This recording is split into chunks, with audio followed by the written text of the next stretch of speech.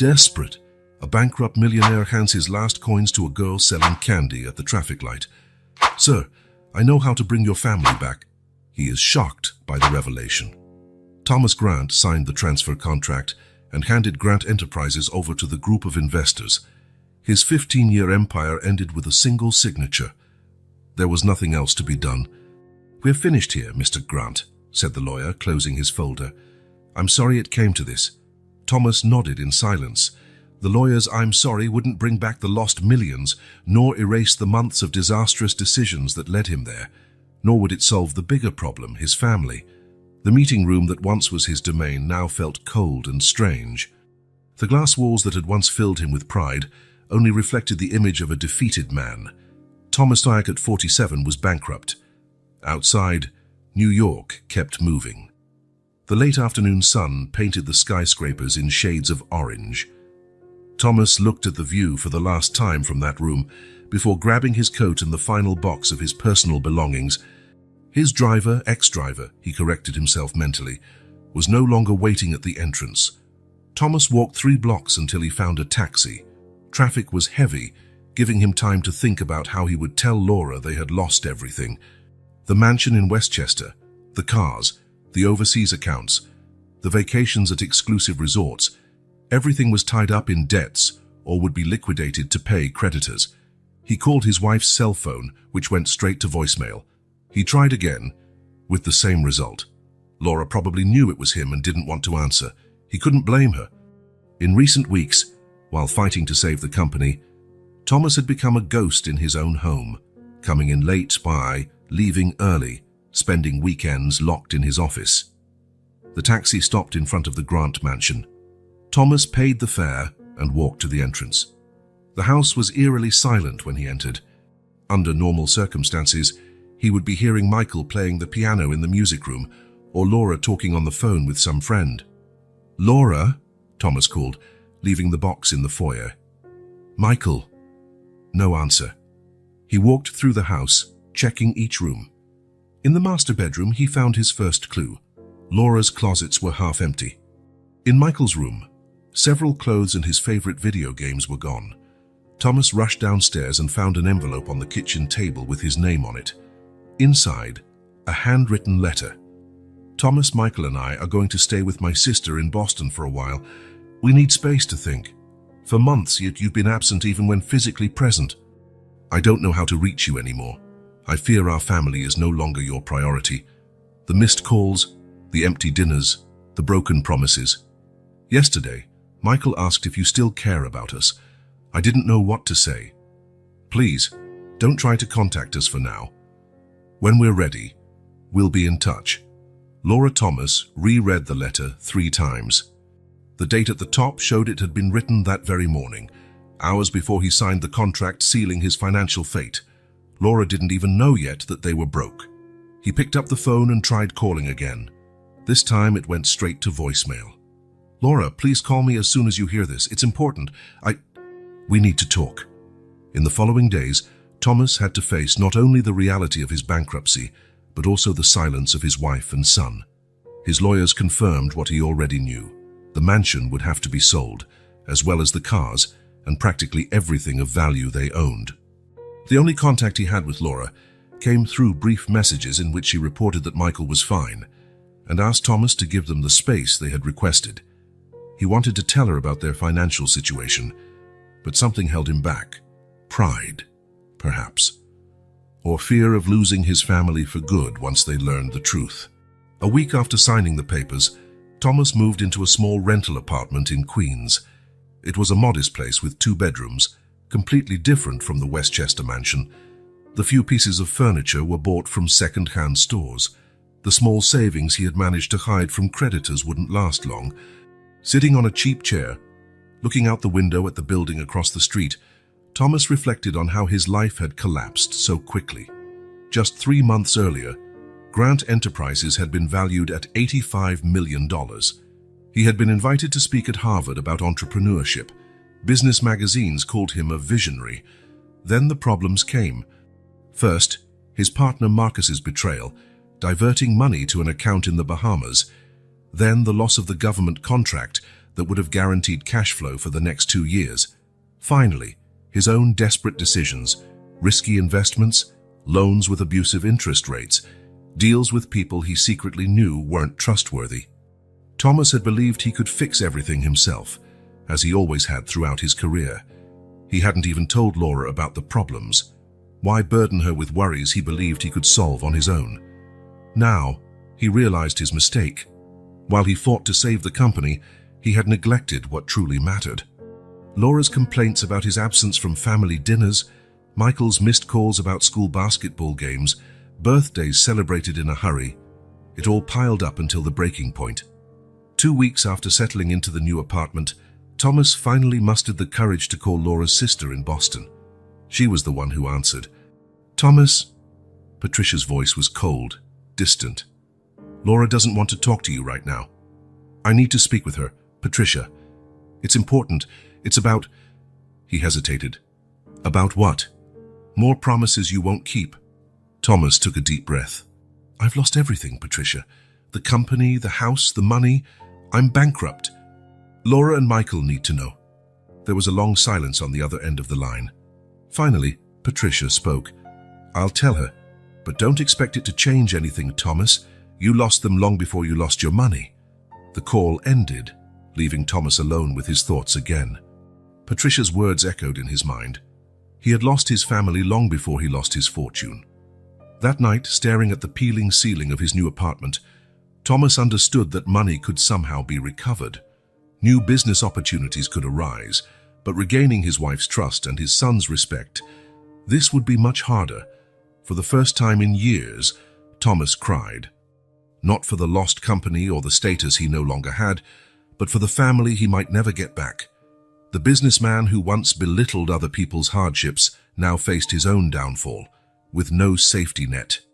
Thomas was alone, and the reality he had always ignored now stared back at him mercilessly. The alarm didn't go off that morning. He didn't need it anymore. Thomas woke up at 5:30, as he had every day for the past 20 years, even though he had nowhere to go. The peeling ceiling of his Queen's apartment was the first thing he saw, a constant reminder of where he had ended up.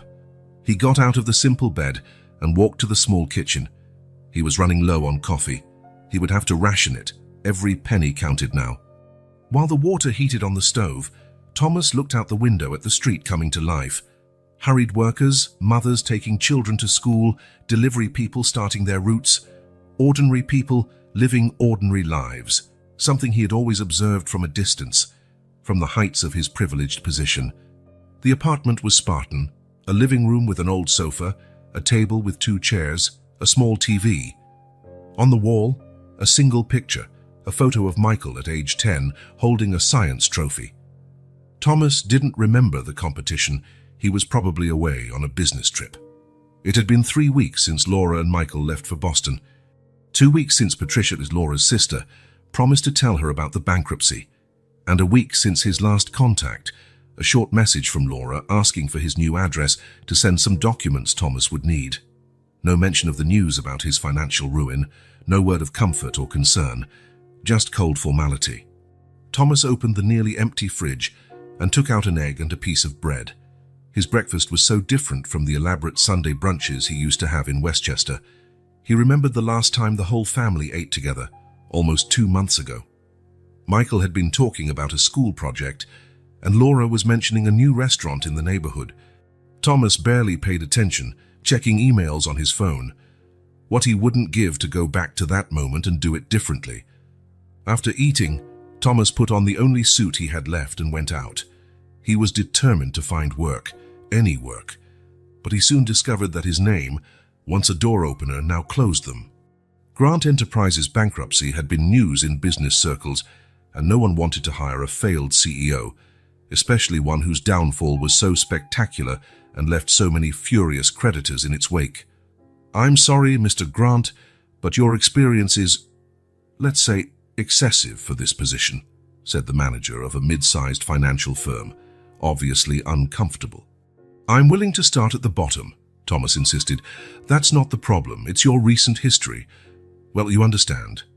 Maybe try again in a few months, when the dust settles." The dust.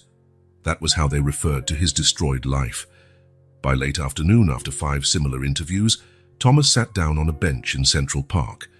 The place was filled with tourists taking pictures, couples holding hands, children running around.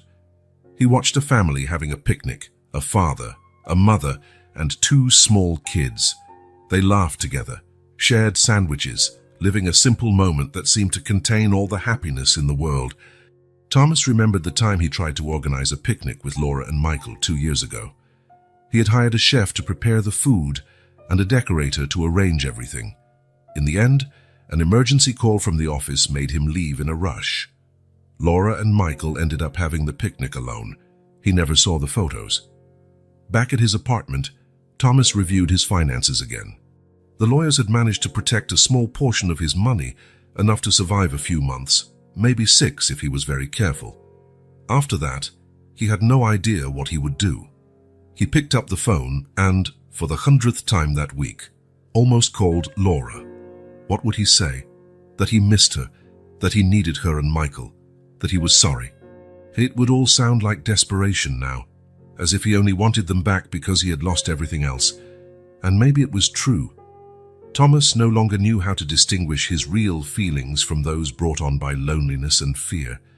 He loved his family, of that he was sure, but for years he had acted as if the company was his #1 priority. How could he expect Laura to believe he had changed now? In the following days, Thomas established a routine. Wake up early, have coffee, look for work in the morning, have a simple lunch, continue the search in the afternoon, dinner of pasta or eggs, watch the news, try to sleep. The same sequence, day after day. It was as if time had slowed down, each hour dragging painfully. To save money, he cut all non-essential expenses. He cancelled streaming services, magazine subscriptions, the expensive cell phone plan.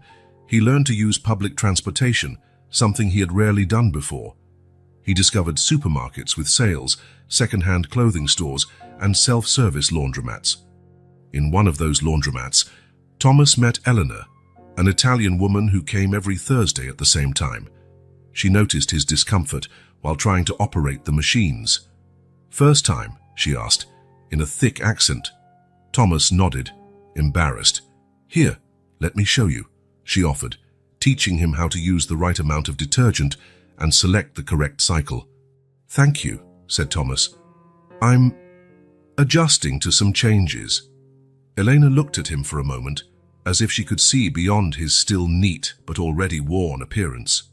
"That's life. Ups and downs. You get used to it." Those simple words, "you get used to it," stayed with Thomas. Was it possible to get used to this new reality?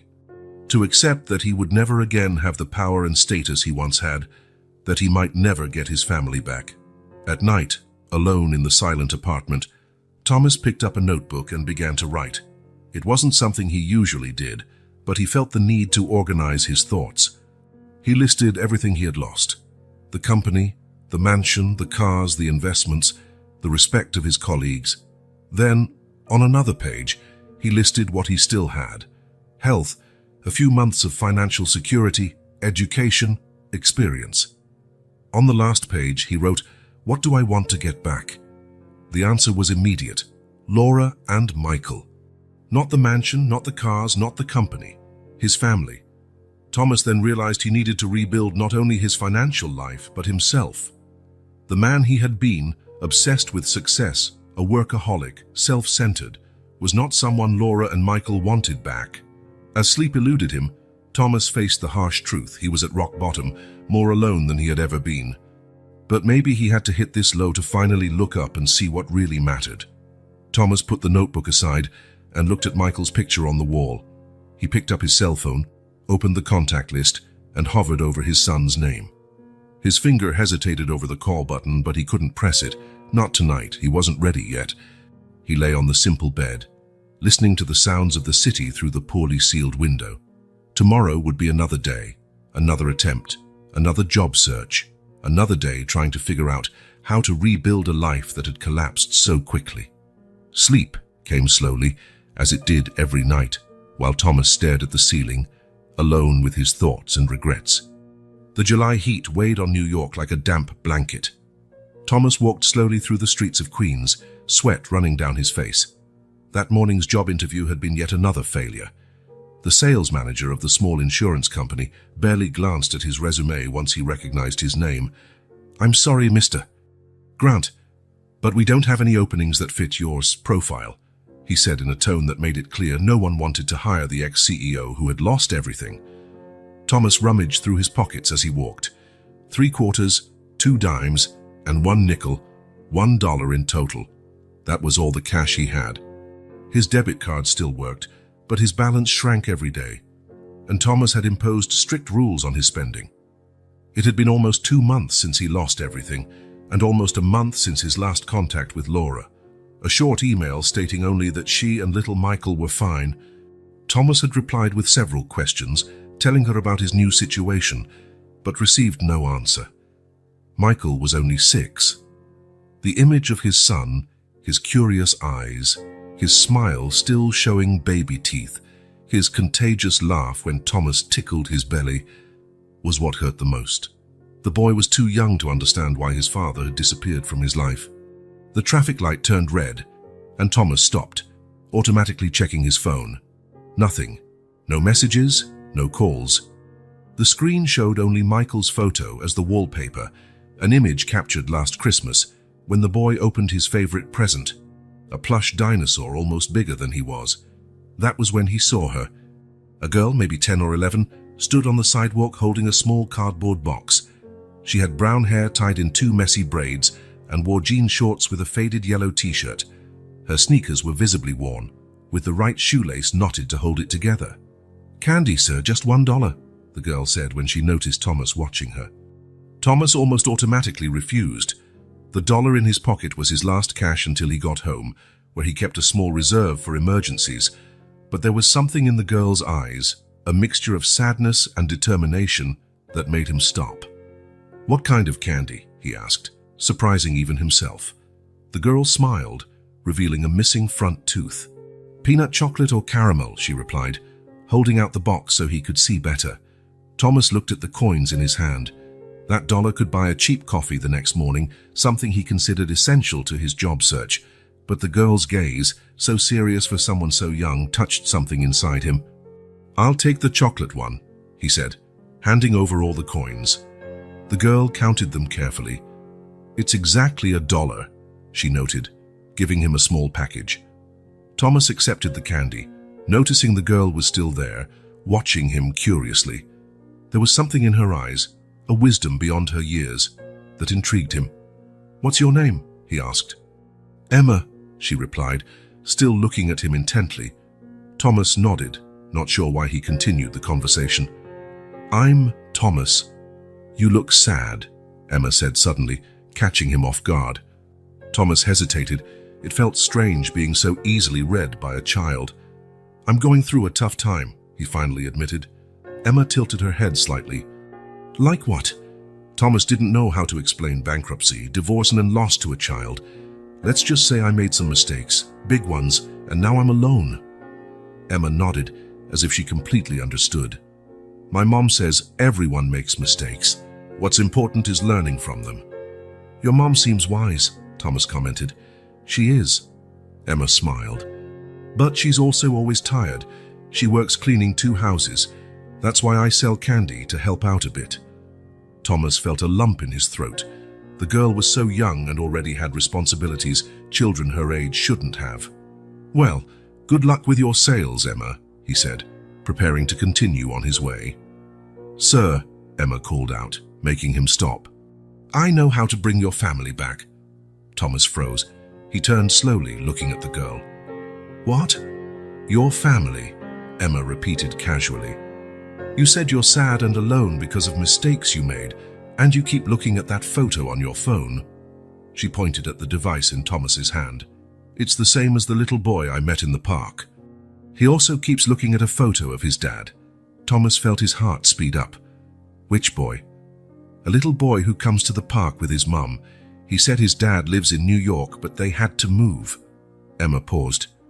"His name is Michael." The name hit Thomas like a shock. It could be a coincidence.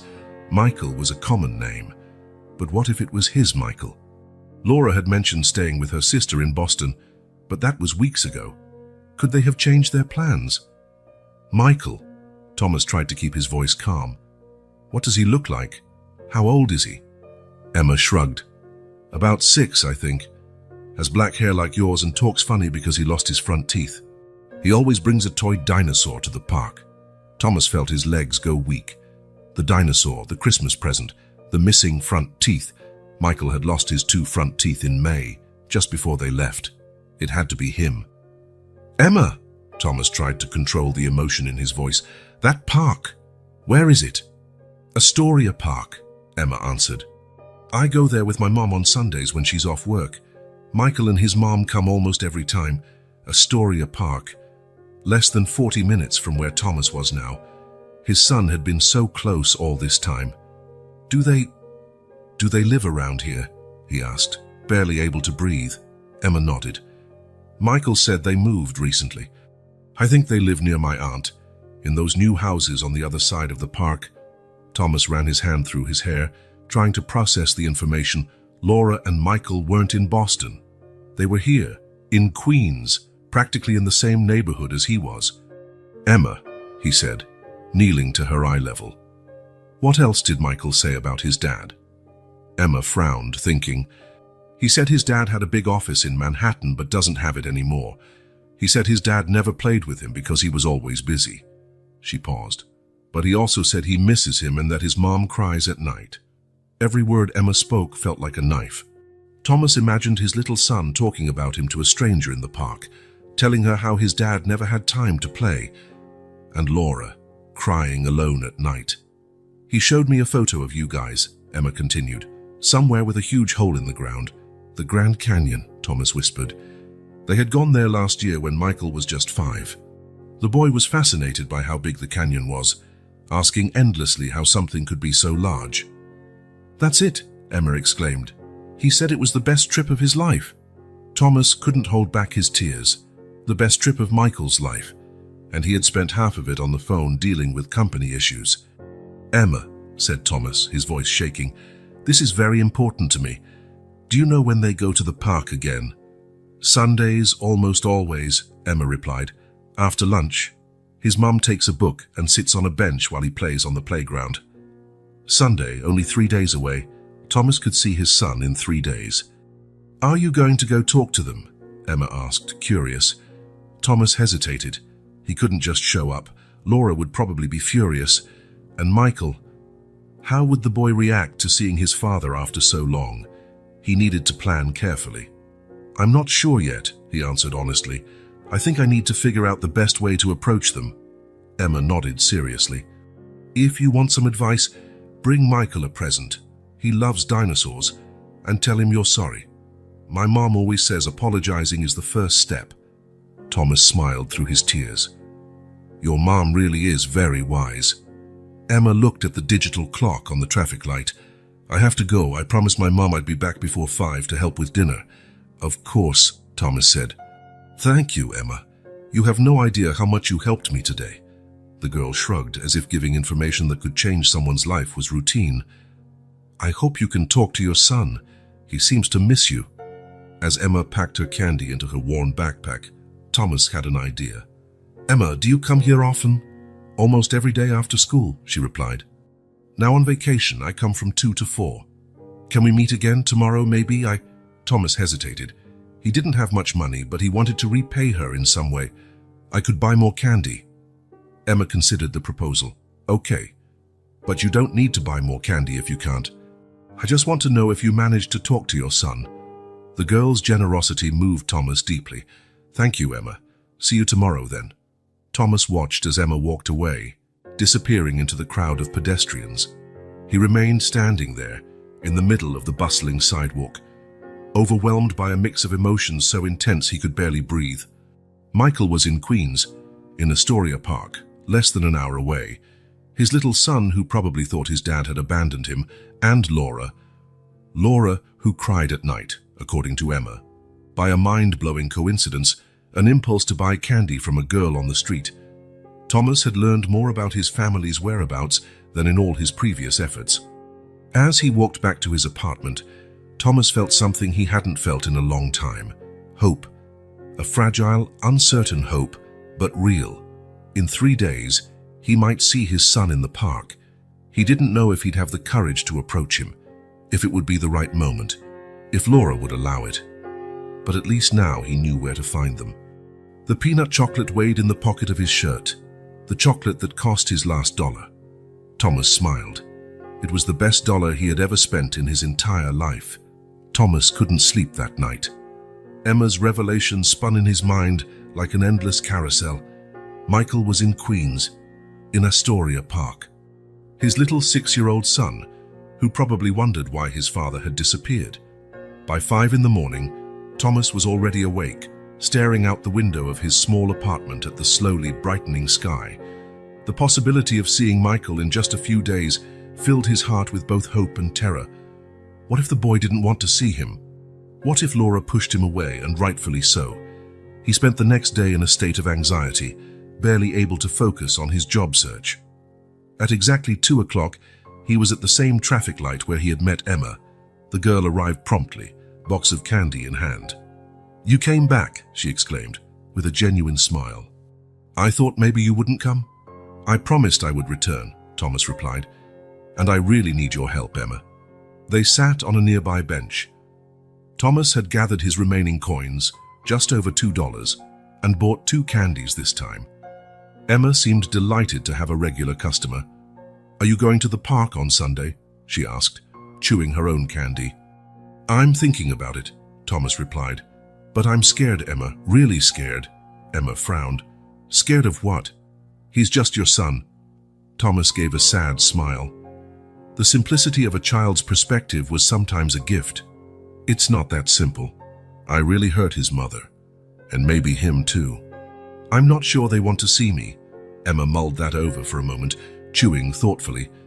"Michael talks about you," she finally said. "Every Sunday he brings that Grand Canyon photo. One time I asked why, and he said it's so he won't forget your face." Emma's words hit Thomas like a physical blow. He imagined his little son carrying around a photo so he wouldn't forget what his father looked like. The guilt he already felt seemed to double in weight.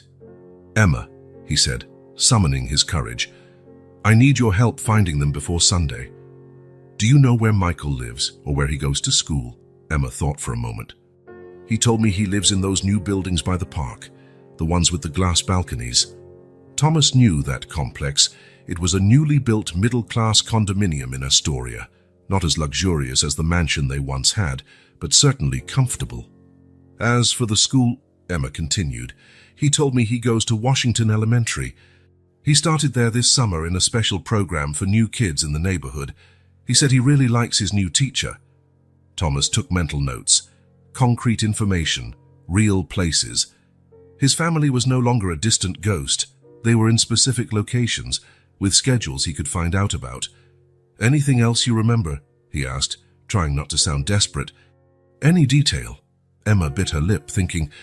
"He said they sometimes go to the pizzeria on 30th Avenue on Saturday nights. His favorite is pepperoni with stuffed crust." Thomas smiled. Some things never changed. Michael had always been loyal to pepperoni since he first tried it. "One last thing," Emma added, hesitating. "He told me his mom cries at night, that he hears it sometimes when he goes to get water." Thomas felt something break inside him. Laura, his Laura, crying alone at night. The strong woman he had always admired, reduced to tears because of him. "Thank you, Emma," he said, his voice thick with emotion. "You've helped me a lot. It'll be okay, mister." "Thomas," Emma said, with that surprising wisdom she sometimes showed, "my mom says that when you truly love someone, there's always a chance." Thomas hoped she was right. The next morning, Thomas put on his best clothes, or the least worn, to be honest, and headed to Washington Elementary School. He didn't plan to go inside or try to see Michael. It would be inappropriate and possibly illegal. But he wanted to see the place, understand the routine, maybe learn the arrival and dismissal times for the students. The school was a red brick building with a fenced yard where children played under supervision. Thomas stood across the street, trying to appear casual while watching. A sign at the entrance read, Special summer program, 9 a.m. to 2 p.m., Monday to Thursday. It was Thursday, meaning classes would end soon. At exactly 2 p.m., the school doors opened and children began to leave in small groups. Thomas watched carefully, his heart pounding. Would he recognize Michael after these months of separation? Then he saw him, a small boy with black hair and a dinosaur backpack. Even from a distance, Thomas would recognize that way of walking anywhere. Michael left the school holding hands with a woman, but it wasn't Laura. She looked older, possibly a nanny or a relative. Thomas felt an almost irresistible urge to cross the street and call out his son's name.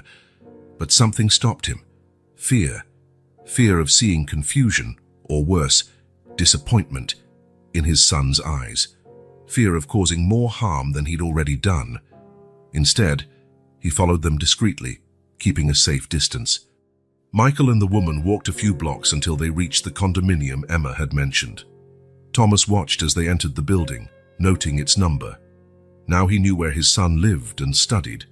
He had the information he needed. But did he have the courage to take the next step? That night, Thomas sat in his apartment, looking at the small plastic dinosaur he had bought. Next to the toy was the only photo he had of Laura and Michael, the Grand Canyon image that Michael apparently still carried. The truth was, Thomas didn't know how to proceed. Part of him wanted to just show up at Laura's apartment, beg for forgiveness, promise the world. But he knew that wouldn't be fair. Laura deserved more than desperate apologies and empty promises. Thomas picked up a notebook and began writing. It wasn't exactly a plan, but rather a list of truths he needed to face before any attempt at reconciliation. He had been an absent father, even when physically present. He had consistently put professional success above his family. He never really listened to Laura when she expressed her concerns. He treated Michael more like an accessory than a priority in his life. He hid financial problems, violating the trust of their marriage. The list went on, each item more painful than the last. When he finished, Thomas looked at the words he had written. They were harsh truths, but necessary. The issue wasn't just finding Laura and Michael physically. It was becoming the kind of man who deserved to be in their lives, and Thomas realized that would be much harder than following clues to an address. Lying in his simple bed, Thomas stared at the peeling ceiling. The fear of rejection consumed him. What if he did everything right? Found Laura, sincerely apologized, promised to change, and was still rejected? What if it was too late? The possibility terrified him. It was easier to live with the hope of a reunion than to face the finality of a definitive rejection. But then he remembered Emma's words. Michael still carried his picture. Laura cried at night. There was pain, yes, but also, maybe, the possibility of healing. The next day, Thomas made a decision. He wouldn't approach Laura and Michael directly, not yet. First, he would write a letter. An honest letter, without self-pity or emotional manipulation. Just the truth, no matter how painful. He spent hours writing and rewriting, trying to find the right words. In the end, he had 3 pages of sincere confessions, apologies, and most importantly, no imposed expectations. Thomas made it clear he would respect any decision Laura made, even if it was to keep him away forever. With the letter in hand, Thomas walked to the condominium where Laura and Michael lived. His plan was simple: to hand the letter to the doorman, asking that it be delivered to Laura Grant's apartment. But as he neared the building, Thomas felt his fear rising again. What if Laura didn't even read the letter? What if she tore it up without opening it? Or worse, what if she read it and decided to move again further away, where he'd never find them? Thomas stopped 2 blocks from the condominium, sitting on a bench in a small plaza. Fear paralyzed him. It seemed ironic that he, who had once negotiated million-dollar deals without hesitation, now trembled at the idea of delivering a simple letter. In that moment of doubt, Thomas glimpsed across the street a pizzeria. The sign read Antonio's Pizza, exactly on 30th Avenue, as Emma had mentioned. Today was Saturday. What if? The idea quickly took shape in his mind. Emma had said Laura and Michael sometimes went to that pizzeria on Saturday nights. It was risky, but maybe fate was offering him a chance. Thomas put the letter back in his pocket and walked to the pizzeria. It was a simple, cozy place with red and white checkered tablecloths. The smell of fresh dough and tomato sauce filled the air. "Table for how many?" the young host asked. "Actually," Thomas replied, "I'm just checking the menu for now." The host nodded, handing him a menu. Thomas pretended to read it while actually studying the environment. There were about 10 tables, half of them occupied. No sign of Laura or Michael. Thomas decided to take a chance. He didn't have enough money for a full dinner, but maybe he could sit at the counter, have a coffee, and discreetly watch the entrance. "I'll stay at the counter," he told the host. "Just for a coffee." Seated at the counter with a cup of coffee in front of him, Thomas had a clear view of the door. Each time the bell rang announcing new customers, his heart raced. But after an hour, there was still no sign of his family. He was about to give up when the bell rang again. Thomas looked at the entrance and felt as if time froze. Laura stood there, more beautiful than he remembered, holding Michael's hand. The boy looked taller than Thomas recalled, his face a bit thinner, showing the first traces of the child who would one day become a young man. Thomas felt his whole body freeze. He wasn't ready, he realized. Not for this moment, not for the avalanche of emotions that hit him upon seeing them. The host led them to a table on the other side of the restaurant. Michael chatted excitedly, gesturing as he always did when enthusiastic. Laura smiled at him, nodding, entirely absorbed in her son's words. Thomas watched the scene, feeling both a part of it and completely excluded. They were his wife and child, yet also strangers now, people carrying on their lives without him. For a brief moment, Thomas considered standing up and walking over to them. The words were already forming in his mind. "Laura, Michael, it's me, please, let me explain." But then he saw something that stopped him. Michael pulled a drawing out of his backpack and showed it to Laura. Even from a distance, Thomas could see it was a drawing of 3 figures, clearly a family. Laura looked at the paper and tears welled in her eyes. She hugged her son, kissing the top of his head. Thomas realized he couldn't just barge in on that moment. He couldn't turn a peaceful pizza night into a dramatic scene. Michael deserved better. Laura deserved better. With a heavy heart, Thomas left enough money to cover the coffee and a small tip. He walked out of the pizzeria without looking back, afraid that if he did, he'd lose all resolve. Outside, he took a deep breath of the night air. Laura and Michael were so close, yet so far away. But at least now he knew they were okay. Michael seemed healthy and lively. Laura, perhaps tired, but strong as ever. Thomas took the letter out of his pocket. No, he decided. A letter wouldn't be enough. He needed a better plan, something that would prove not just regret but real change. Walking back to his apartment, Thomas finally understood what he had to do. It wasn't just about finding his family physically. It was about becoming the kind of man they deserved in their lives.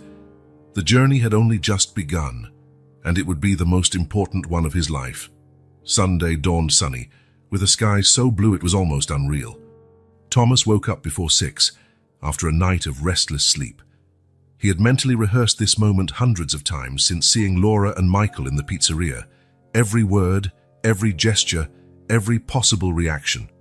He dressed carefully, clean jeans, a light blue shirt buttoned to the second to last button, the only pair of shoes still in decent shape. Nothing ostentatious, nothing reminiscent of the arrogant executive he once was. Just an ordinary man, trying to reclaim what really mattered. The small plastic dinosaur was in his pocket, along with the letter he had written and rewritten countless times. Thomas didn't know if he'd even have a chance to hand over either one, but he was prepared. He arrived at Astoria Park at 10 in the morning, well before the time Emma had mentioned. He wanted time to prepare, to find the right spot, to calm his nerves. The park was quiet, with only a few early joggers and people walking their dogs. Thomas chose a bench overlooking the playground, but far enough not to appear suspicious, a lone man watching children at play. From where he sat, he had a clear view of the main path leading from the park entrance to the recreation area. Hours passed slowly. Thomas watched families arrive, the playground filling with children, laughter filling the morning air. Each time a brown-haired woman appeared on the path, his heart sped up. Every small dark-haired boy momentarily seemed like Michael. It was 11:42. Thomas glanced at his watch every few minutes when he saw them. Laura walked along the stone path, holding Michael's hand. The boy hopped by her side, clearly excited to play. She wore jeans, a simple white blouse, and sunglasses. Even from a distance, Thomas would recognize her walk anywhere. His first impulse was to run to them, but he held back. He had to do this right. No scenes, no unnecessary drama. Michael deserved a calm reunion, not a spectacle. Thomas waited for Laura to settle on a bench near the playground. She took a book out of her bag, a habit she'd always had, while Michael ran to the swings. Only when he saw his son engrossed and Laura absorbed in reading did Thomas finally stand and walk toward her. Each step felt more difficult than the last. His legs were heavy. His heart pounded so loudly he was sure Laura could hear it. But she didn't look up, focused on her book. Thomas stopped a few feet away. "Laura," he said, his voice barely above a whisper. She looked up suddenly. Her eyes widened behind her sunglasses, which she quickly removed. For a moment, neither spoke. "Thomas," it wasn't a question or a greeting, just a statement of fact. How did you find us?" Thomas hesitated. Mentioning Emma might make it seem like he used a child to track them. "I've been looking for you," he said simply. "May I sit down?" Laura didn't reply immediately, her gaze quickly shifting to the playground, checking on Michael. The boy was still playing, oblivious to his father's presence. "Why?" she finally asked. "Why now?" "Because I made a terrible mistake letting you both leave my life," Thomas replied, choosing complete honesty. "Because I realized what really matters. Maybe too late, but I did." Laura gave a short, humorless laugh. "You realized that when you lost everything, Thomas—" "Convenient, isn't it?" Her words struck Thomas like a physical blow, but he couldn't deny the truth in them. "You're right," he admitted. "It was losing everything that made me see how much I'd already lost long before that. You two were what truly mattered, and I was too blind to see it." Laura studied him for a long moment, as if searching his face for something. "You seem different," she said finally. "I'm trying to be—" Thomas responded. At that moment, an excited shout cut through the air. "Mom, look how high I can go!" Laura and Thomas turned toward the playground. Michael was on the swings, pumping his legs as hard as he could. Laura waved at him with a smile, but the boy had already noticed the presence of another person. His eyes found Thomas, and his swing slowed until it stopped. "Is that Dad?" Michael yelled, his voice a mix of confusion and excitement. Laura closed her eyes for a moment, as if bracing herself. "Yes, honey, it's Dad." Michael jumped off the swing and ran toward them, but slowed down as he got closer, stopping a few feet away. His small face displayed a jumble of emotions: joy, hesitation, curiosity, fear. "Hi, Michael," said Thomas, his voice choked with emotion. The boy looked at his mom as if seeking permission. Laura nodded slightly, though her face remained tense. Michael took a few more steps forward, but kept a safe distance. "Did you come back?" the boy asked.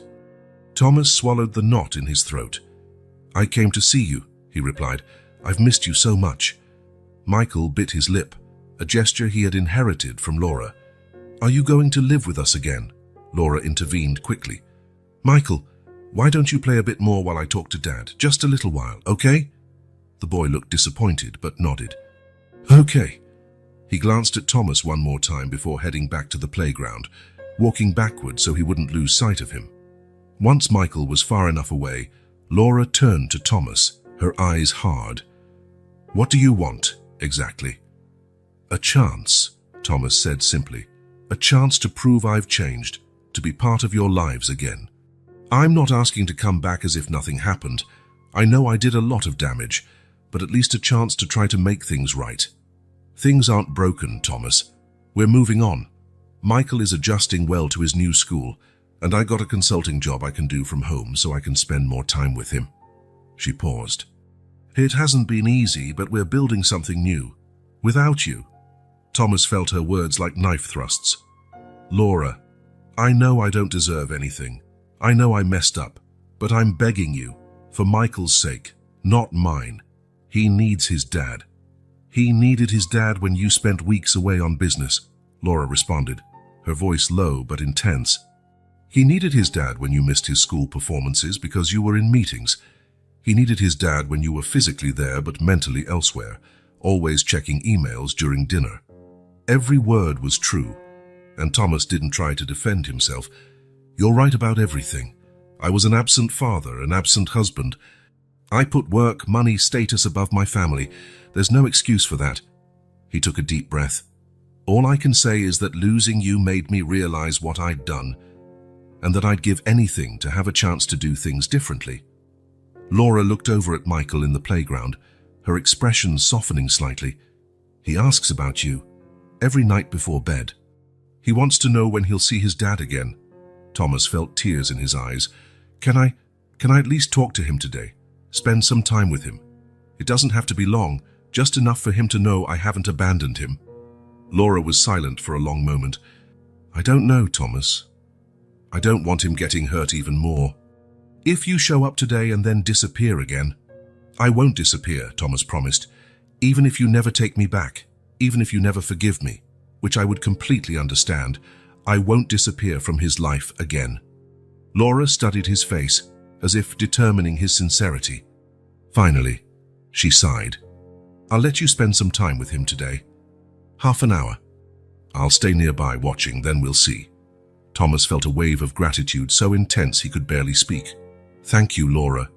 That means a lot to me, she nodded, standing up. I'll call Michael. And Thomas. Don't make promises you can't keep. He's had enough disappointments. As Laura walked to the playground, Thomas pulled the small plastic dinosaur out of his pocket. It was a modest gift, nothing like the expensive toys he used to give his son, but this time it came with something he had never really offered before. His full presence, his undivided attention. The reunion hadn't been like he imagined. Laura was hurt. Michael was hesitant. The road to regaining their trust would be long and difficult, but at least there was a road now, and Thomas was determined to walk it, one step at a time. The half hour Laura granted Thomas to be with Michael in the park turned into a full hour.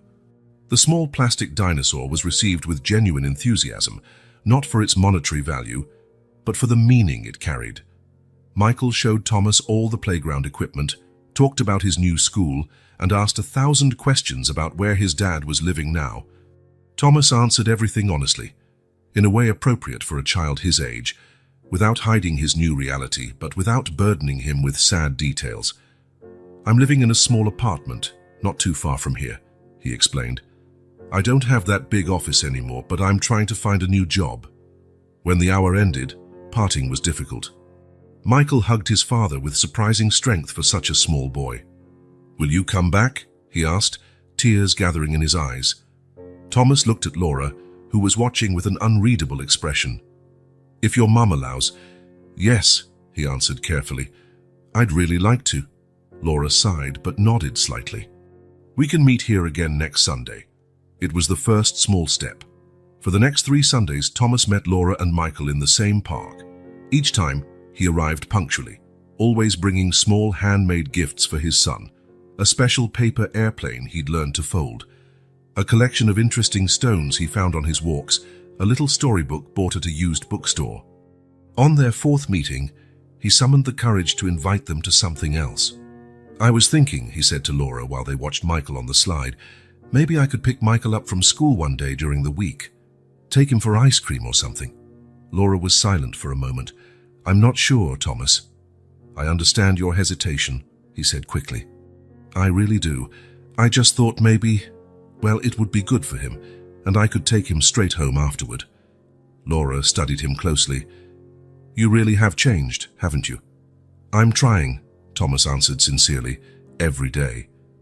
The old Thomas would have argued, tried to convince me with logic, maybe even gotten angry at my reluctance, she noted.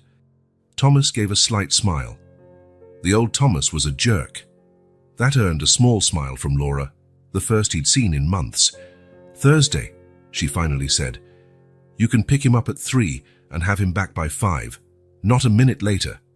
When Thomas arrived at the school on Thursday, precisely at 3, Michael could hardly contain his excitement.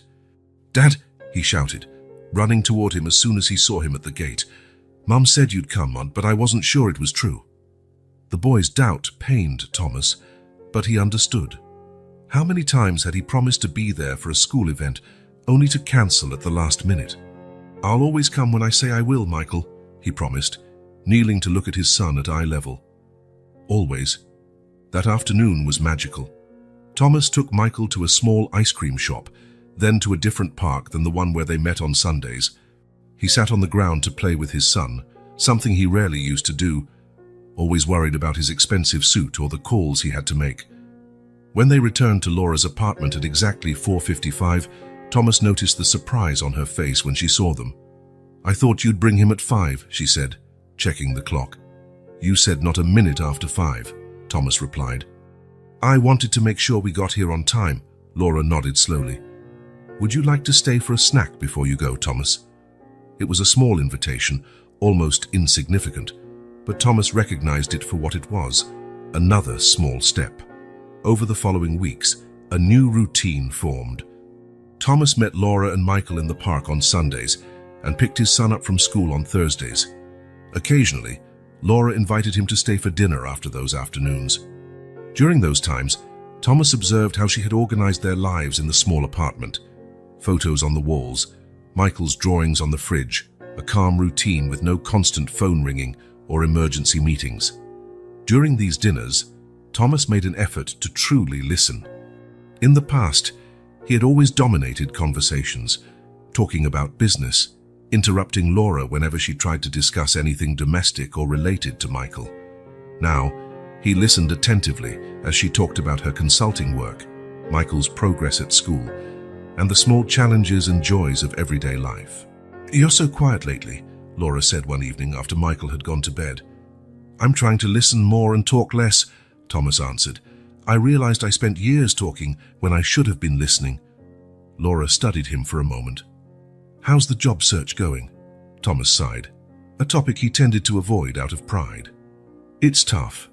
My name is still tarnished in the market. I've been looking at different things outside the finance sector, but it's not easy to start over at 47. Laura nodded sympathetically. "And the money?" "Running out," he admitted.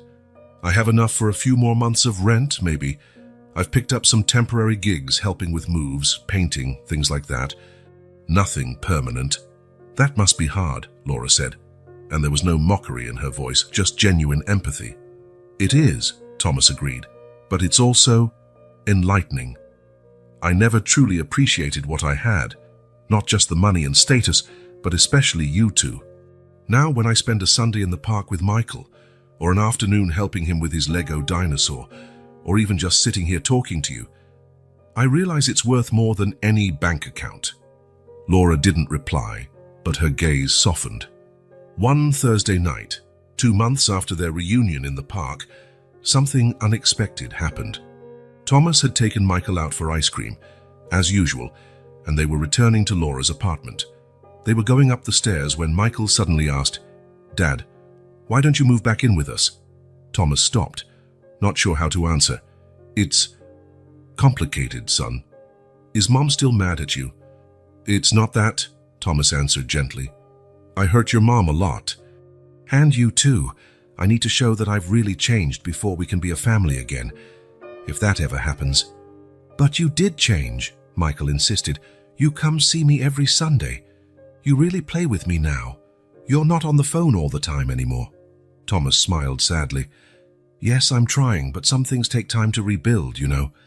Like when you knock over a Lego tower, sometimes it takes a while to put it all back together." When they reached the apartment, Michael ran to Laura, who was making dinner in the kitchen. "Mom, why can't Dad move back in with us?" Laura froze, looking at Thomas with alarm. "Michael, it's not that simple." "Yes, it is," the boy insisted. "He changed. He's not like he was before. Please, Mom, let him come back." "Michael," Thomas intervened softly, "your Mom's right. It's more complicated than that. Why don't you go wash your hands for dinner while we talk, okay?" Reluctantly, Michael left the kitchen, leaving the two adults in uncomfortable silence. "I'm sorry," Thomas said immediately. "I didn't put that idea in his head, I swear." "I know," Laura replied, turning her attention back to the pan on the stove. "He's been talking about it for weeks." Thomas didn't know what to say. Part of him wanted to seize the opportunity, express how much he wanted exactly what Michael had suggested. But he knew pressuring Laura would be a mistake. "I'll talk to him," Thomas offered. "Explain that it's more complicated." Laura was silent for a moment, stirring the sauce more vigorously than needed. "Have you thought about moving back to Westchester?" she finally asked. The question caught Thomas off guard. "Move back? No, honestly, I can't afford to live there now. And all my memories of that place are, well, as of the man I used to be. Not necessarily to our old house," Laura clarified, "but to the town. I've been thinking about it. Michael misses his friends from the old school, and my consulting job can be done anywhere." Thomas felt his heart accelerate. "You're considering moving back?" "I'm considering a lot of things," Laura said, still not looking at him. "Including the fact that my son misses his father, and maybe I do too." It was said so quietly that Thomas almost didn't hear it. But those words sparked a hope he hardly dared to feel. "Laura," he said carefully, "if you're thinking of going back to Westchester, I could try to find something there too. A job, a place to live.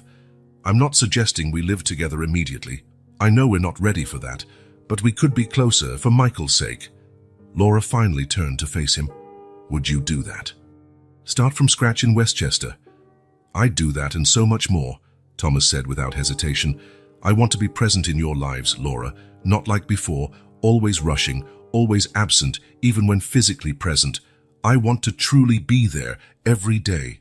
Be the father Michael deserves, and maybe one day the husband you deserve." Laura studied his face for a long moment. "I still don't fully trust you, Thomas. Not completely." "I know," he replied, "and I don't expect you to. I only ask for a chance to keep proving, day by day, that I've changed."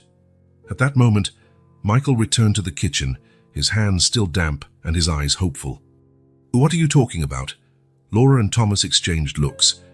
"We were talking about maybe going back to Westchester," Laura carefully explained. "Not to our old house, but to the same town. What do you think?" Michael's eyes widened. "All of us, that you too, Dad?" Thomas looked at Laura, who nodded slightly. "Yes, Michael, me too. Not in the same house, at least not now, but we'd all be in the same town and I could see you a lot more often." Michael let out a cry of joy and hugged both parents around their legs, and they exchanged looks over the top of his head. There was caution in Laura's eyes, but also something else, a small spark of hope that Thomas vowed to never extinguish again. That night, as he prepared to leave after dinner, Thomas paused at the apartment door. "Thank you, Laura, for considering this." "I haven't decided for sure yet," she replied, "but I'm seriously thinking about it." "It's more than I deserve," Thomas said sincerely. Laura gave a small but genuine smile. "Maybe, but it's what Michael deserves. And maybe it's what all of us deserve. A second chance?" Thomas nodded, not trusting his voice to respond. When he left the apartment that night, his steps were lighter than they had been in months. The road would be long, he knew that. There was plenty of trust to rebuild and many wounds to heal. But for the first time since everything had fallen apart, Thomas truly believed a new life was possible. One built not on money, power, or status, but on something far more valuable: love, presence, and the small moments that, in the end, truly matter. In the weeks following his conversation with Laura, they were filled with planning and preparation. After much discussion, she finally agreed to return to New York, not to the luxurious mansion where they once lived, but to a comfortable, modest house Thomas had found for rent in the same neighborhood. He, in turn, managed to get a small apartment just 10 minutes away. The arrangement was clear. They weren't moving back in as a family, at least not yet.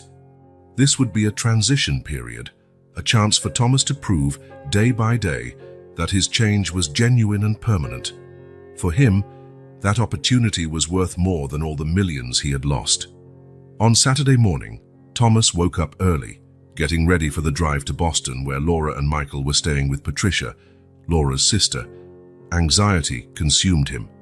It had been more than a month since he last saw his son, although video calls had become regular. Michael was excited about returning to New York, especially after finding out he could go back to his old school. Thomas dressed carefully, clean jeans, a light blue shirt, and the one pair of shoes still in good condition. He looked in the small apartment mirror and saw a different man from the one who once led a financial empire. The dark circles of worry remained, but there was something different in his expression, a certain peace, or at least the absence of the arrogance that once consumed him. The trip to Boston would take about 4 hours. Thomas had rented a modest car, enough to bring Laura, Michael, and their essential luggage. The rest of their belongings had already been shipped directly to the new home in New York. Traffic out of the city was light at that hour. Thomas drove carefully while his mind wandered between the anxiety of reuniting his family and the gratitude for a second chance. Stopping at a traffic light in Queens, drumming his fingers on the steering wheel, his eyes caught a familiar figure on the sidewalk, a girl with a box of candy, brown hair in a messy braid, wearing faded jean shorts and a yellow t-shirt under a light jacket for the approaching fall. Emma. Thomas felt a pang in his chest. He hadn't seen the girl since that fateful day she told him about Michael at the park. With all that had happened, the reunion with his family, the regular visits, the plans for moving, he had completely forgotten about the little candy seller who played such a crucial role in his journey. Without a second thought, Thomas parked the car nearby and walked to the traffic light where Emma stood. The girl was busy arranging candy in her box and didn't see him approach. "Hi, Emma," Thomas said gently. The girl looked up, briefly confused, then her face lit up in recognition. "Mr. Thomas," she exclaimed, smiling to reveal the same gap from her missing front tooth. "You disappeared. I thought you'd left for good." Thomas felt a wave of guilt. He had simply vanished after Emma helped him, without even properly thanking her. "I'm sorry I didn't come back sooner," he said sincerely. "A lot has happened." Emma's eyes widened with expectation. "Did you find your family? Did you find Michael?" Thomas couldn't help but smile. "Yes, I did. Thanks to you, Emma. You were right about the park." "I knew it!" Emma jumped with excitement. "Were they happy to see you? Did they forgive you?" The directness of her question, typical of a child, caught Thomas off guard. "Well, we're working on it, day by day. Actually, I'm on my way to Boston now to pick them up. They're moving back to New York." Emma's smile broadened. "They're going to live with you again." Thomas shook his head gently. "Not exactly. We'll be living in separate houses, at least for a while, but we'll all be in the same city again." Emma nodded, as if fully understanding the complexities of adult relationships. "That's good. Families should be together, even if they're not in the same house." Thomas smiled at the unexpected wisdom of this little girl. "Yes, you're right." He checked his watch, realizing he needed to get on the road if he wanted to reach Boston on time. "I have to go, but I really wanted to thank you, Emma. Without you, I might never have found my family." Emma smiled, but there was a hint of sadness in her eyes. "Are you leaving again?" The question hit him. Thomas realized how much abandonment this child might have already experienced in her short life. "I'm going to Boston to pick up my family, but I'll be back tonight." A sudden idea came to him. "Emma, would you like to come with me?" "To Boston?" Her eyes went wide. "For the trip," Thomas clarified, "to meet Michael and Laura, to help us come back home. It would be a day-trip adventure." Emma looked at him with a mix of hope and caution. "My mom wouldn't let me. She doesn't know you." Thomas thought for a moment. "Is your mom working right now?" Emma nodded. "She's cleaning a big house in Manhattan. She won't be home until tonight. Do you have a neighbor or someone we can leave a note with, so she knows where you are?" Emma seemed to consider the idea. "Mr. Martinez at the grocery store. He always looks after me when Mom's working. We can leave a note with him." "Great," Thomas agreed. "We'll go there, leave a note explaining everything and my phone number. Then we'll head to Boston. What do you think?" Emma nodded enthusiastically. "Okay. Can I bring my candy?" "Of course," Thomas smiled. "Michael will probably love it." Together, they walked to a small grocery store on the corner, where an older Hispanic man greeted Emma with familiarity. Thomas explained the situation to Mr. Martinez, who listened carefully, giving Thomas a measuring look that seemed to judge his character. "I've known Emma since she was a baby," the man finally said. If she trusts you, I trust you, but leave the note and your phone number, yeah? And bring her back before 9. Her mother gets worried. Thomas wrote a detailed note, explaining who he was, where they were going, and assuring that Emma would be home by 9 that night. He included his phone number and a description of the car, in case Emma's mother wanted to check. With Mr. Martinez promising to deliver the note personally to Emma's mom, Thomas and the girl headed to the car. Emma packed her candy into a worn backpack and climbed into the passenger seat, practically vibrating with excitement. "I've never been to Boston," she admitted, fastening her seatbelt. "Actually, I've never left New York." Thomas smiled, adjusting her seatbelt. "Well, this will be a big adventure for you. 4 hours up, 4 hours back." "How old is Michael again?" Emma asked as Thomas started the car. 6, he replied. "Almost 7. "Cool, my cousin is 6. Kids that age are fun. They believe everything you say," Emma remarked with the authority of a 10-year-old. Thomas chuckled. "You're very mature for your age. You know that." Emma shrugged. "Mom says I was born with an old soul." The drive to Boston was more pleasant than Thomas could have imagined. Emma was surprisingly engaging, telling stories about the various customers she met selling candy, making insightful observations about the passing scenery, and occasionally asking questions about Michael and Laura. "What was your house like before?" she asked when they were about halfway there. "Big," Thomas answered. "Too big, actually. More space than we needed." "Did you have servants, like in the movies?"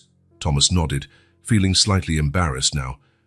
"We had a housekeeper who came 3 times a week and a gardener to take care of the yard." Emma thought for a moment. "My mom cleans houses for rich people. Some of them are really rude." "Were you rude to your housekeeper?" Emma's direct question hit Thomas like a punch in the gut. He tried to recall the last time he truly noticed the housekeeper, learned her name, asked about her life or family. "I probably wasn't as kind as I should have been," he admitted. "I guess I didn't really pay much attention to her." Emma nodded, as if confirming something she already suspected. "Rich people usually don't care." "That's true," Thomas agreed, surprising himself. "I certainly didn't care." "But you changed," Emma noted. "I'm trying," he answered honestly. As they passed by Manhattan's skyscrapers, heading toward the highway to Boston, Emma grew particularly quiet, gazing at the tall buildings intently. "Everything okay, Emma?" Thomas asked. Emma pointed to an imposing glass skyscraper whose reflective facade mirrored the blue sky. "That building. My mom used to work there." Thomas felt a chill run down his spine. The building Emma pointed to was the headquarters of Grant Enterprises, his old company. "Your mom does work there?" he asked, trying to keep his voice neutral. Emma nodded, her eyes still on the building as the car moved through traffic. "She was a cleaner. She worked nights, cleaning the boss's offices on the 22nd floor." Thomas felt his blood run cold. The 22nd floor was where his office was located, the presidential office of Grant Enterprises. "How long did she work there?" he asked, his mouth suddenly dry. "A long time. Before I was even born," Emma replied. "She liked it there. They paid well, and she could look after me during the day." Thomas gripped the steering wheel so tightly that his knuckles turned white. "And does she still work there?" Emma shook her head. "No, she got really sick last year, really sick. She had to stay in the hospital for a while." Emma paused, her voice dropping. "When she got out, she couldn't work nights anymore. She asked to switch to daytime, but they said it wasn't possible." "And then?" Thomas prompted when Emma trailed off. "They fired her," Emma said simply. "Just when my grandma had died too, it was really hard. Mom was out of work for almost 4 months. We almost lost our apartment." "Is that when you started selling candy?" Thomas asked, his voice rough. Emma nodded. "Yeah, Mom didn't want me to at first, but I insisted. I wanted to help." Thomas fought to control the surge of emotion threatening to overwhelm him. "Is your mom better now?" "Yeah, she's okay," Emma replied, her face brightening a bit. "She got a new job cleaning private houses. She doesn't make as much as before, and she has to work in several different places. But at least she can stay with me at night." "Emma," Thomas said hesitantly, "do you know who owned that company? Who decided to fire your mom?" Emma shrugged. Mom said it was the big boss, the owner. She never saw him in person because he arrived after the cleaners were gone. She paused. Mom said he was very rich and important. There was a big photo of him in the building's entrance. Thomas felt a knot in his stomach. The photo in the lobby, his official portrait as the founder and CEO of Grant Enterprises. I think he was mean, Emma said with childlike frankness. Mom worked there for so long, and he didn't even give her a chance when she got sick. But she always says we shouldn't be angry. Maybe he had his reasons. The silence that followed in the car was almost palpable. Thomas drove mechanically, trying to process this latest revelation. Emma's mother had worked in his building, cleaned his office, for years. When she got sick, the company, his company, under his orders, had thrown her away without a second thought. Now, by some cosmic coincidence, the daughter of that woman had been instrumental in helping him find his own family. The irony was overwhelming. Emma, sensing the shift but not knowing why, began pointing at other buildings and asking questions about them, effectively changing the subject. Thomas answered automatically, but his mind whirled. The rest of the trip to Boston was quieter. Emma eventually fell asleep, leaving Thomas alone with his tortured thoughts. Guilt ate at him. How many other Emma's moms had he hurt throughout his career? How many lives had been affected by his decisions, made without a second thought about the real people behind the numbers? By the time they reached Boston, it was early afternoon. Emma woke up as they entered the city, immediately fascinated by the different architecture and the feeling of being someplace new. "Is this where Michael and Laura live?" she asked, looking out the window. "Yes, with Michael's Aunt Patricia," Thomas explained. Following the GPS, they arrived at a 3-story house in the Brookline neighborhood. It was a nice building, with a small, well-tended front garden. Thomas parked in front and took a deep breath, suddenly nervous. "Let's go," Emma encouraged him, already unbuckling her seatbelt. "Michael's going to be so happy to see you." Thomas smiled at her, grateful for the child's confidence. "You're right, let's go." They walked up to the door, and Thomas rang the bell. Within seconds, he heard the sound of running footsteps inside, and then the door opened, revealing Michael, with a wide smile and 2 missing front teeth. "Dad!" he exclaimed, throwing himself into Thomas's arms. Thomas lifted his son, hugging him tightly. "Hey, buddy! I've missed you so much." Michael pulled back to look at his father, then noticed Emma standing beside him. His expression shifted from surprise to curiosity. "Who's that?" "I'm Emma," she answered with a smile. "Your dad invited me to help on the trip back." Michael seemed to consider this, then smiled. "Cool. Do you want to see my toys?" Before Emma could reply, Laura appeared at the door, followed by Patricia. Laura looked tired, but a small smile graced her lips when she saw Thomas. "You're early," she commented. "Traffic was good," Thomas replied, setting Michael down. He turned to Laura, uncertain how to greet her, and settled for a nod. "Hi, Laura." "Hi, Thomas." Her eyes moved to Emma. "And who is this?" "This is Emma," Thomas explained. She helped me find you, remember? I mentioned a girl who sold candy near the park where you were." Laura's eyes widened in recognition. "Oh yes, you did mention that. I ran into her this morning on my way here and invited her to come along," Thomas said.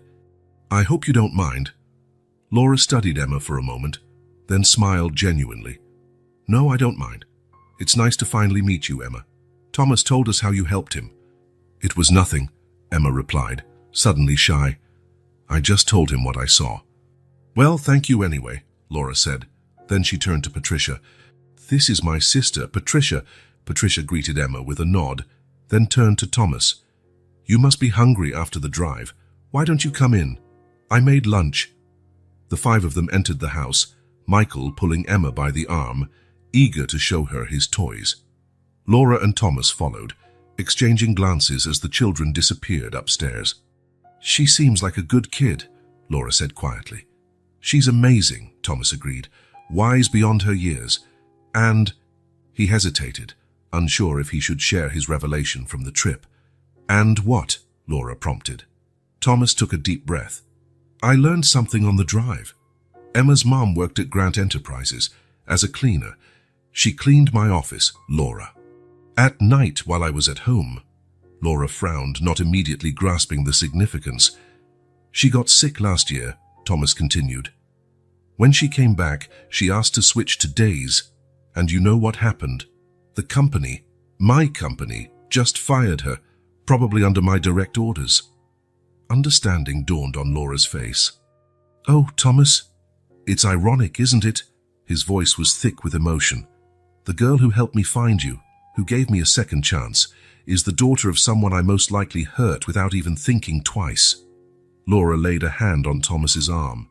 You didn't know. That's the problem, isn't it? I didn't know. I didn't care to know. Thomas shook his head. Emma's mother almost lost their apartment. Emma started selling candy to help pay the bills, all because I probably signed a paper without even looking at the names on the lists. Laura gently squeezed his arm. What are you going to do now? The question hung between them, heavy with meaning.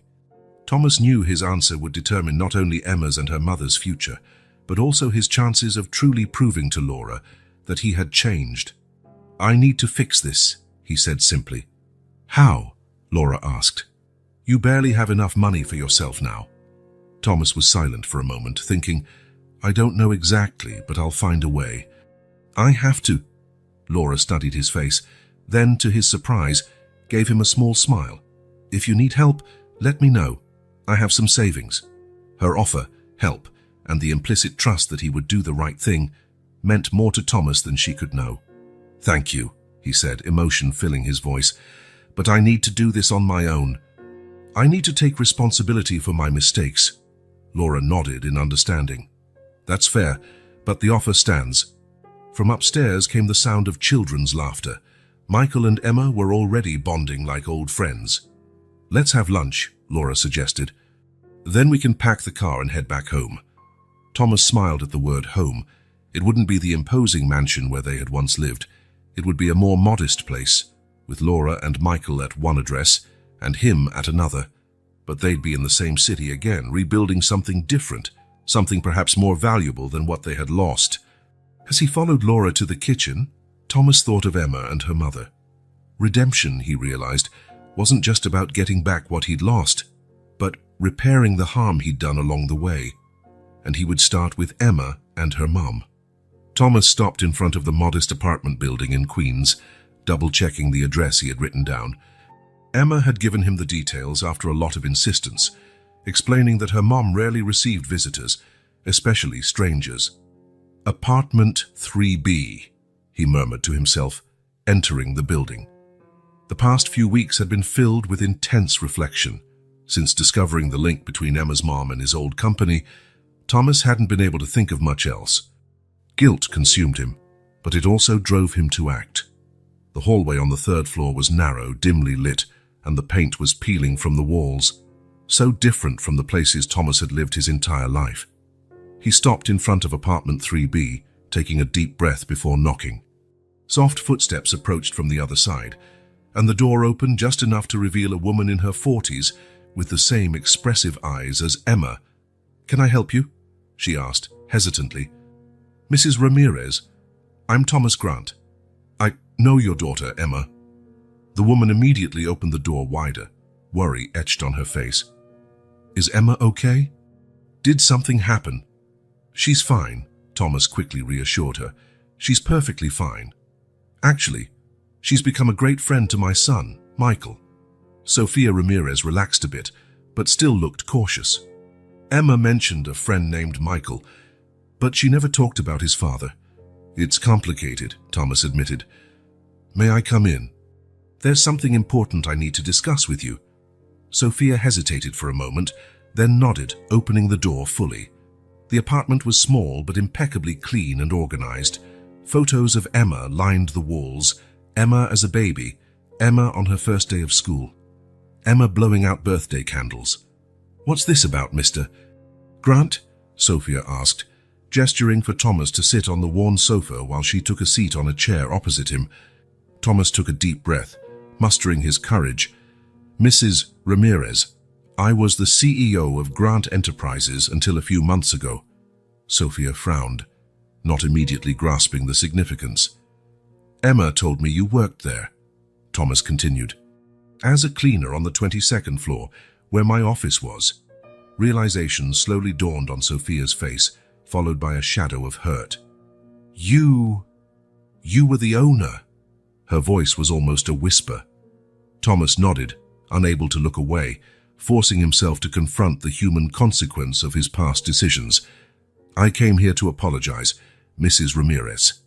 When you got sick and needed to switch shifts, the company, my company, just fired you, without considering your years of service, without considering your situation."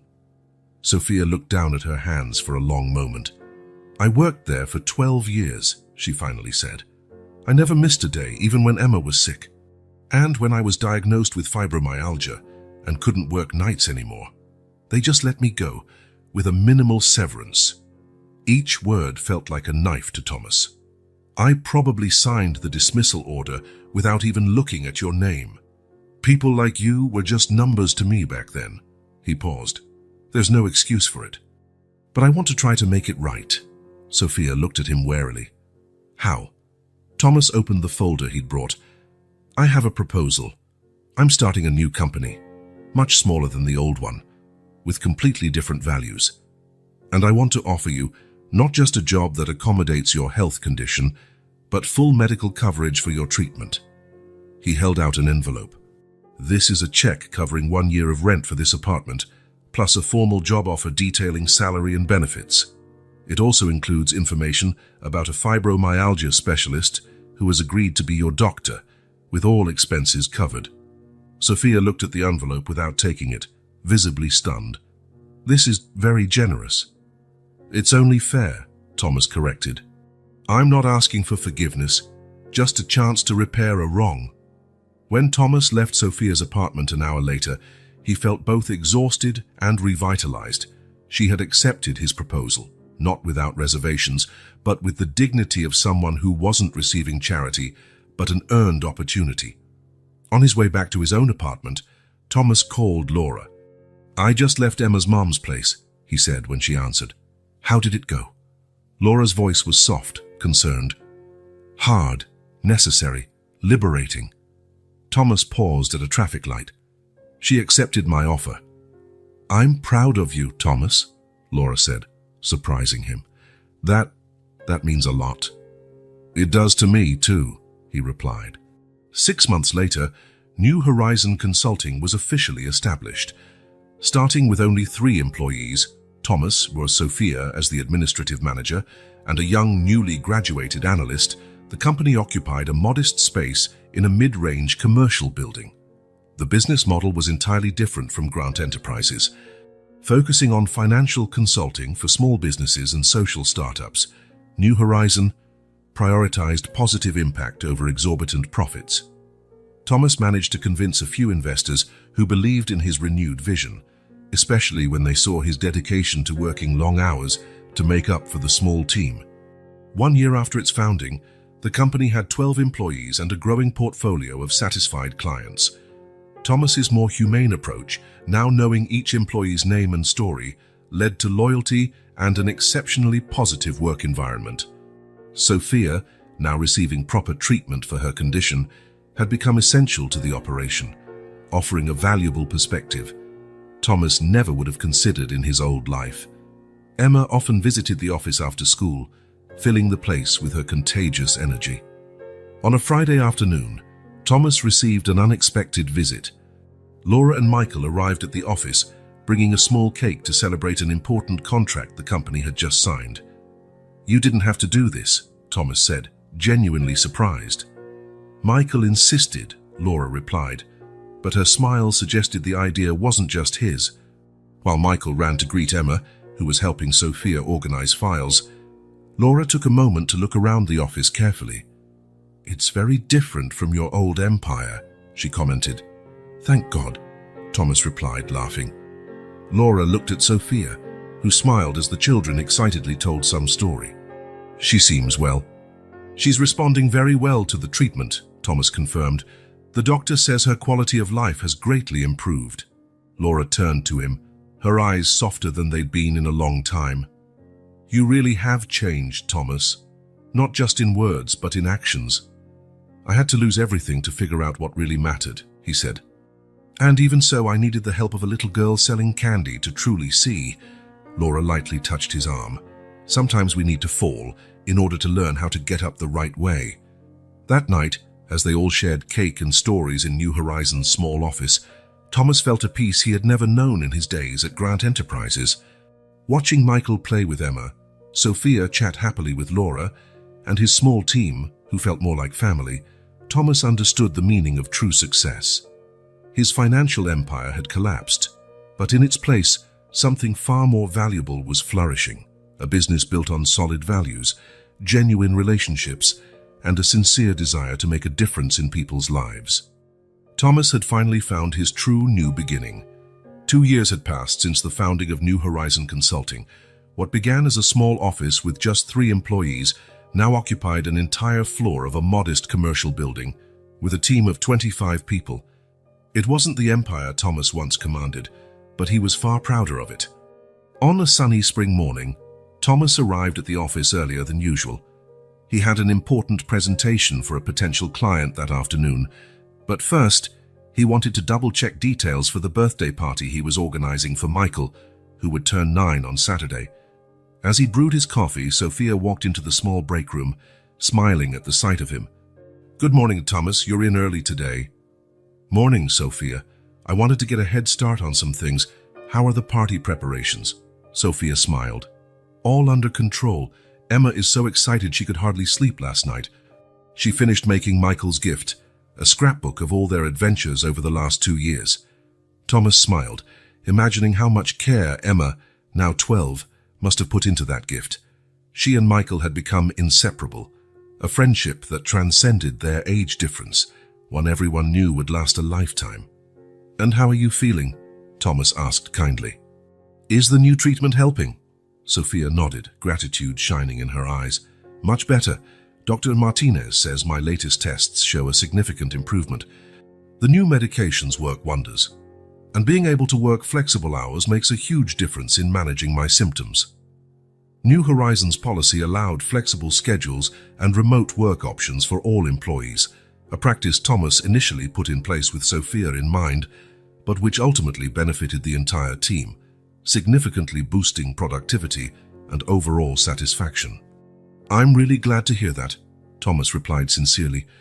"Oh, before I forget, Laura asked if you and Emma would like to spend Sunday with us after the party, maybe a picnic in the park if the weather stays nice." "We'd love to," Sophia answered. Emma was already wondering if she could spend more time with Michael over the weekend. Thomas finished his coffee and returned to his office, a modest space with glass walls so he could see his entire team. Unlike his old isolated penthouse office, he now made a point of being accessible to everyone. His door always open to anyone who needed to talk. On the wall behind his desk, where he once would have hung diplomas and awards, there was now a collection of drawings by Michael and Emma, photographs of the team at company events, and a framed board displaying New Horizons values: people before profit, integrity above all, grow to serve better. Thomas no longer measured his worth by the size of his bank account or the power he wielded. Now, his success was defined by the positive impact he made on the lives of his employees, his clients, and his family. At noon, he closed his laptop and grabbed his jacket. The presentation was important, but he had promised Michael he would have lunch with him at school today, and nothing, not even the biggest potential client in the world, would make him break that promise. At the elementary school, Thomas found Michael waiting in the yard, talking excitedly with a few friends. When he saw his father, the boy smiled and ran toward him. "Dad, you really came." "Of course I did," Thomas replied, hugging him. "I promised him, didn't I?" And perhaps that was the biggest change in Thomas. His promises were now sacred, especially to Michael. In the past 2 years, he hadn't missed a single school performance, soccer game, test, or recital. Whenever he said he would be there, he was fully present, phone off, giving his son his complete attention. They walked to a small restaurant nearby, where Michael talked animatedly about a science project he was working on and how he helped a new classmate adjust to the school. "I did what Emma taught me," he explained, biting into his sandwich. "When I moved to Queens and didn't know anyone, she was kind to me. So now I try to be kind to new kids too." Thomas smiled, recognizing the empathy growing in his son, something the old Thomas would never have valued or encouraged. "I'm proud of you, Michael," he said. "That's really important." After lunch, Thomas took Michael back to school and headed to the meeting. New Horizon was competing to become the financial consultant for a clean technology startup, exactly the kind of client Thomas preferred to work with now. The presentation was a success, not only because Thomas could present impressive numbers, but because he genuinely believed in the client's project and saw how his company could help make it a reality.